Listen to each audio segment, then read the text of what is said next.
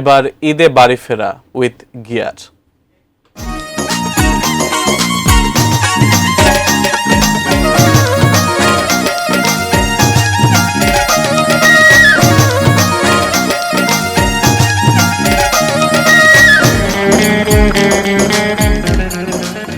চলছে ঈদ যাত্রা, প্রিয়জনদের সঙ্গে ঈদ আনন্দ ভাগাভাগি করে নিতে তাই দূরপাল্লার যানবাহনে ভিড় বাড়ছে।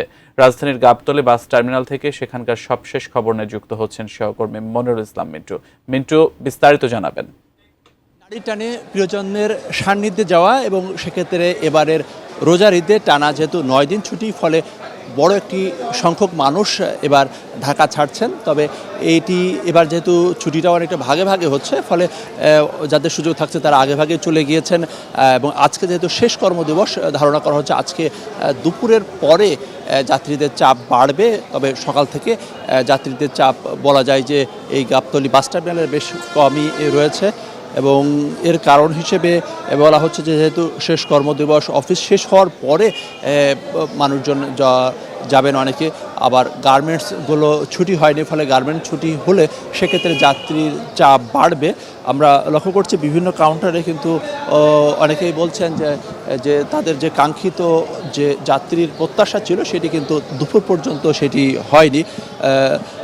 এবং তবে এর ফলে যারা এখনও মনে করছে যে দুপুরে যাবেন বা আরও একটু পরেও যাবেন, তারাও কিন্তু এই গাবতলীতে এসে বিভিন্ন গন্তব্যে যাওয়ার, বিশেষ করে দক্ষিণ পশ্চিম অঞ্চলে জেলাগুলোতে যাওয়ার কিন্তু তারা টিকিট পাবেন, এটা আমরা বলতে পারি।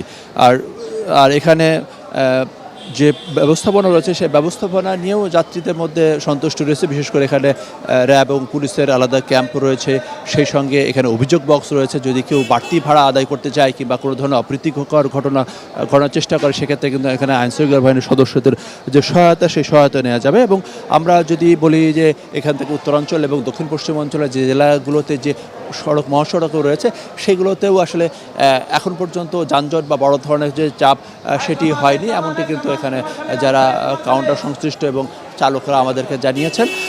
এবং আজকে সন্ধ্যার থেকে চাপ বাড়বে, সেক্ষেত্রে আগামীকালকে আসলে মূল যাত্রীর চাপ থাকবে। সেক্ষেত্রে আসলে পরিস্থিতি তখন হয়তো যানজট হতে পারে, কিংবা গাড়ি সংকট হতে পারে, কিংবা বাড়তি ভাড়া আদার যে চেষ্টা, সেই চেষ্টা থাকে। তবে আইনশৃঙ্খলা বাহিনীর পক্ষ থেকে বলা হয়েছে যে গাবতলী বাস টার্মিনালে তাদের যে তদারকি, সেই তদারকিতে বাড়তি ভাড়া নেওয়ার আসলে সুযোগ দেওয়া হবে না।